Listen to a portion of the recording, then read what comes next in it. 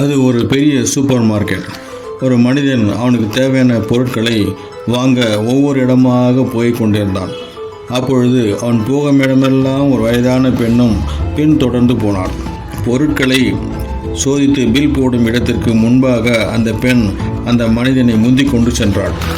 நான் உன் பின்னாலேயே வந்தது உனக்கு தொல்லையாக இருந்தா என்று கேட்டாள் அந்த வயதான பெண்மணி. அதெல்லாம் ஒன்றுமில்லை என்றான். போரில் என் ஒரே மகன் இறந்து போய்விட்டான், அவனைப் போலவே நீ இருக்கிற, அதான் உன் பின்னாலேயே வந்தேன். அந்த மனிதனுக்கு என்னவோ போல் ஆகிவிட்டது. எனக்கு ஒரே ஒரு ஆசைப்பா, என்னை ஒரு தரம் நீ அம்மான்னு கூப்பிடணும். அதுக்கு அவன் அம்மா என்றான் பாசத்தோடு. அந்த வயதான பெண்மணி அவனிடம் விடைபெற்று சூப்பர் மார்க்கெட்டை விட்டு வெளியேறும் முன் அவனை ஒரு தடவை திரும்பி பார்த்தார். அந்த மனிதனும் எல்லோருக்கும் கேட்கும்படியாக போயிட்டு வாங்கம்மா என்றான். அந்த மனிதன் தான் வாங்கிய பொருட்களுக்கு பில் கட்ட வேண்டிய முறை வந்தது. தான் வாங்கிய பொருட்களை விட அதிக பணம் பில் போடப்பட்டிருந்தது. ஏன் தொகை இவ்வளவு அதிகமாக இருக்கிறது என்று கேட்டான்.